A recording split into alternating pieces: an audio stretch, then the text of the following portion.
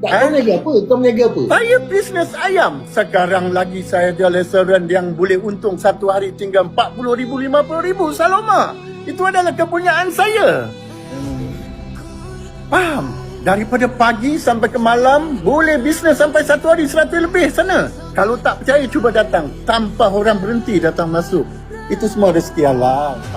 Itu pun saya dah jawab. Saya nak tanya ke awak pula, Bapa-bapa.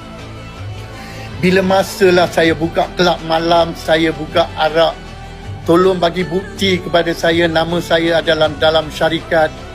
Saya adalah seorang manusia yang paling kafir dan munafik kalau saya ada buka kelab dan seperti ayat arak semalam. Boleh? Boleh. Saya dengar terkejut juga nama saya, tak tahulah mungkin you cakap budak-budak saya cerita. Saya nak tahu juga benda ni. Ya. Itu sebab aku tanya kau, sumber kekayaan kau daripada mana?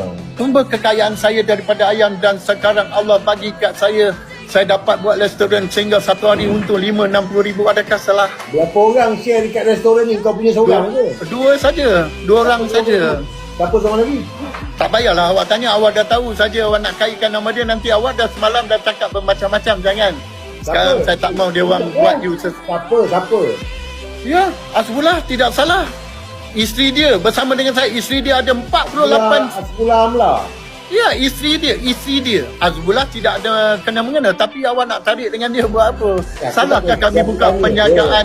Nanti buka penjagaan jual nasi, bukan jual dada. Suruh jual budak-budak jual dada, kan? Buka arak, kan?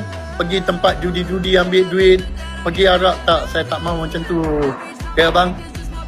Di ini penjelasan kita. Penjelasan itu tidak benar dan tidak betul, satu fitnah.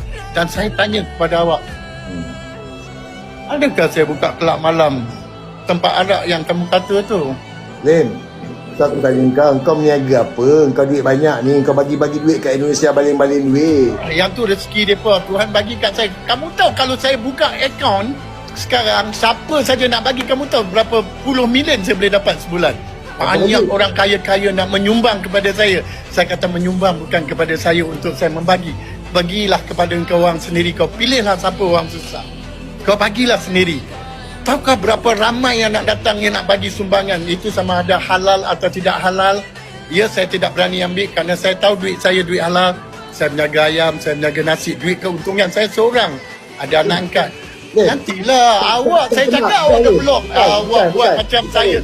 Awak nak bagi saya jam. Saya cakap saya tak jam. Sebab kau, aku tanya soalan. Kau cakap kau daripada sumber kau jual ayam, Saloma Bistro, kekayaan kau.